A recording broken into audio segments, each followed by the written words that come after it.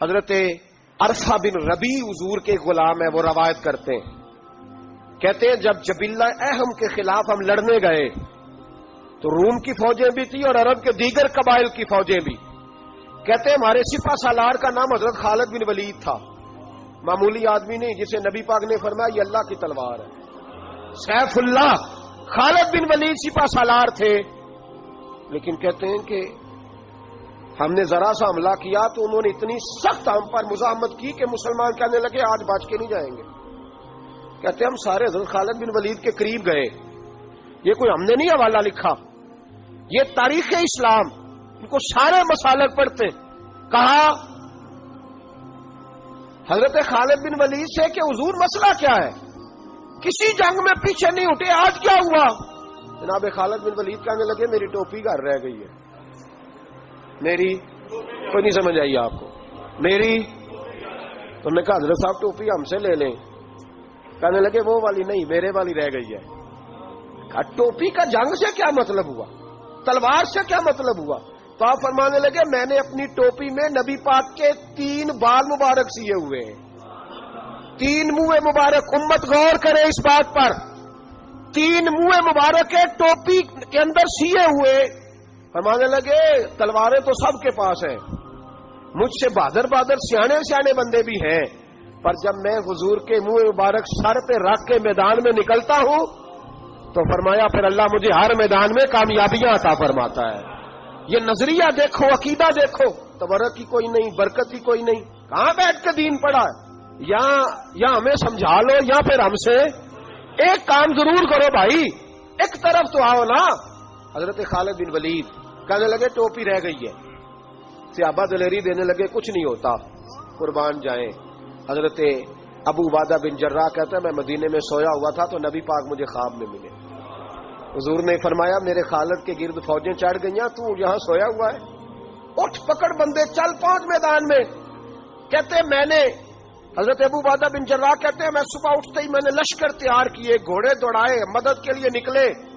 جب ہم رستے میں جا رہے تھے تو ایک ہمیں نوجوان ملا گھوڑے پہ، سر پٹ گھوڑا دوڑا رہا ہے اور بڑی اس کی تیزی ہے. کہتے ہم نے آواز دی تو اس نے اور تیز کر دیا. حضرت خالد بن ولید کے میدان کے قریب پہنچ گیا. کہتے میں نے 2 سپاہی دوڑائے، میں نے جا کے کہا اس سے روکو کون ہے؟ کہتے جب ہم قریب گئے نا تو اس نے کہا پیچھے ہٹ جاؤ، قریب نہ آنا. کہتے ہم نے کہا تو کون ہے؟ کہنے لگے میں حضرت خالد بن ولید کی زوجہ ہوں، میں ان کی اہلیہ ہوں. تو کہا آپ کدھر جا رہی ہیں؟ کہنے لگی وہ منہ مبارک والی ٹوپی گھر بھول گئے تھے، اور ٹوپی بھول گئے تھے. سارے راز نہیں جانتے، میں بیوی ہوں، میں جانتی ہوں کہ خالد کو کامیابی ملتی تھی مصطفیٰ کے تبرک کی برکت سے. وہ ٹوپی بھول گیا ہے، مسئلہ بن گیا ہوگا. ٹوپی پہ نظر پڑی ہے تو مجھے کوئی اور ملا نہیں تو میں خود دینے جا رہی ہوں. حضرت ابو عبادہ بن جراح کہتے ہیں ہم نے کہا کہ ہمیں دے دو بہن، ہم دے دیں گے. کہنے لگے نہیں، ہمیں پتا ہے اس کا ادب کس طرح کرنا ہے، کیونکہ ہمارے گھر میں رہتی ہے تو ہمیں پتا ہے ادب. اور یارو اگر یہ ذائقہ ہی نہیں تو پھر تجھے حضور کی عزت کا پتہ ہی نہیں. اگر تو حضور کے تبرک سے آشنا ہی نہیں پھر تجھے پتہ ہی نہیں رسول اللہ کے مقام کا. اقبال کہنے لگے اگر باؤ نہ رسیدی تمام بھول حدیث، اگر تو حضور کے قدموں تک نہیں پہنچا پھر تو ابو لہب کے کھاتے میں جائیں گی تیری نمازیں. میرے مصطفیٰ کریم سید عالم صلی اللہ علیہ وسلم کی وہ ٹوپی لے کر زوجہ کہنے لگی تمہیں ادب کا نہیں پتا، میں ہی جاؤں گی. کہا چلو. کہتی وہ دوڑی گئی.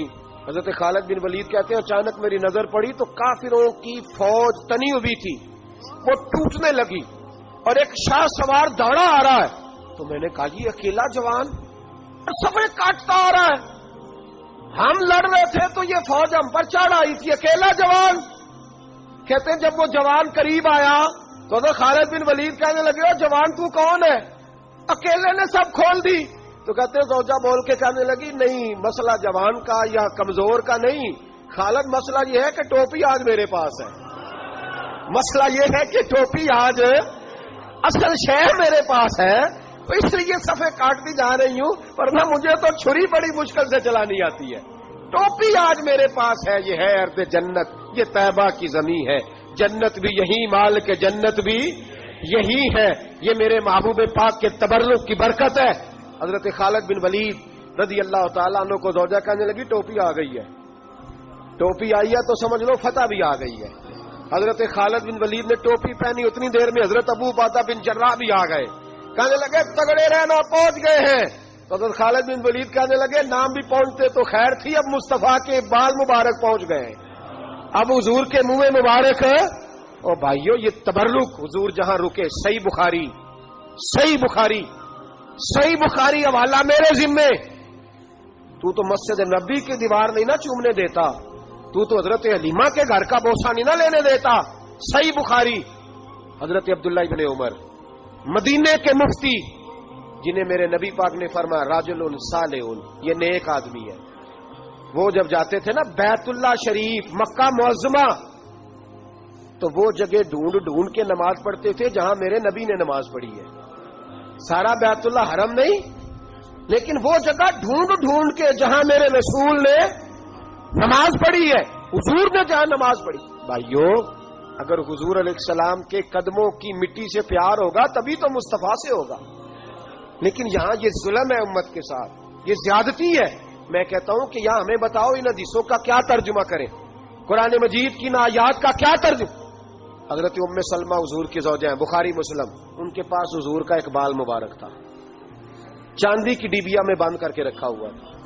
جو لا علاج مریض ہوتا وہ حضرت ام سلمہ کے پاس لایا جاتا، وہ کہتی پیالے میں تھوڑا پانی لاؤ، پیالے میں پانی آتا تو وہ منہ مبارک کو پیالے میں ذرا بھگو دیتی، کہتی لو پی لو، اللہ شفا عطا کر دے گا۔